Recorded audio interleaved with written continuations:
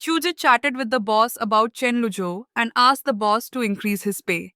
The boss said that the video looked so romantic, yet Shuji kept talking about money.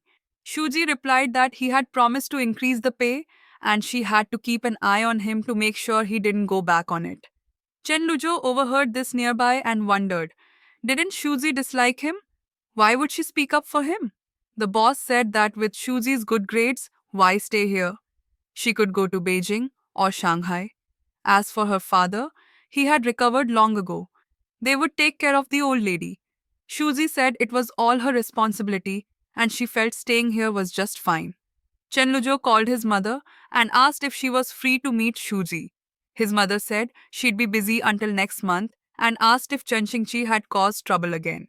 Chenlujo wanted to say a friend wanted to meet her, but she was too busy and hung up.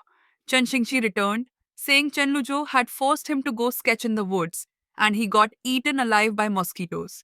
He asked Chenlujo to check if anyone had mosquito repellent, to create a chance for them to meet. Chenlujo asked Zhu Yangqi if he had told him to say that. Zhu Yangqi said it had nothing to do with him. Chenlujo messaged Shuji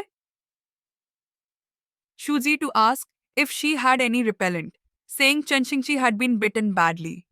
Shuji said yes and told him to meet in the lobby. She'd bring it. Zhu Yangqi saw this and said, isn't that the perfect chance to meet? Chen Luzhou arrived at the lobby. Shuji was already there, looking at the fish in the tank. She handed him the repellent, saying it had been brought by a friend of her father's, and told him to make do with it. Chen Luzhou asked if she had eaten dinner. Shuji said no.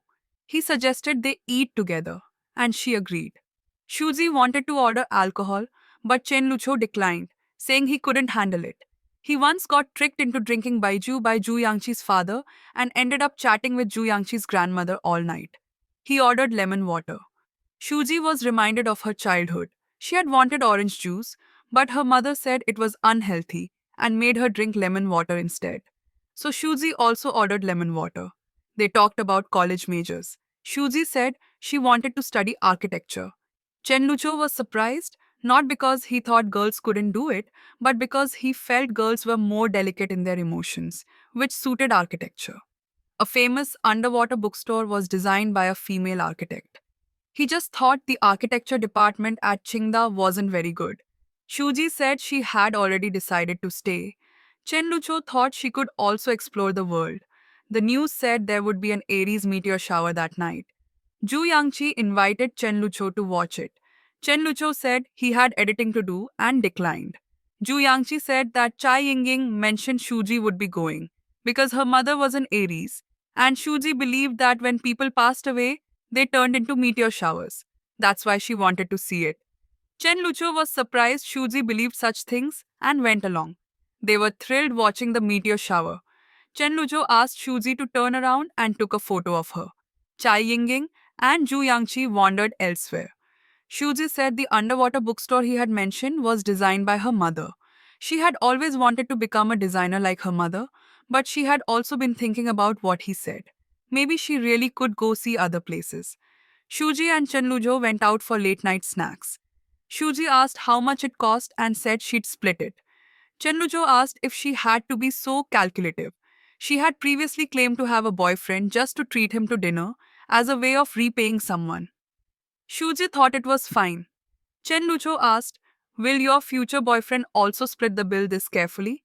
Shuji said yes, but Chen Lucho wasn't her boyfriend, so what did it matter? Chen Lucho asked her to transfer the money via WeChat, and she did. After returning, Zhu Yangqi said he thought Shuji and Chen Lujo were a good match and asked if he really wasn't going to pursue her. Chen Lujo said, if I come back from abroad and she's still single, I'll go after her.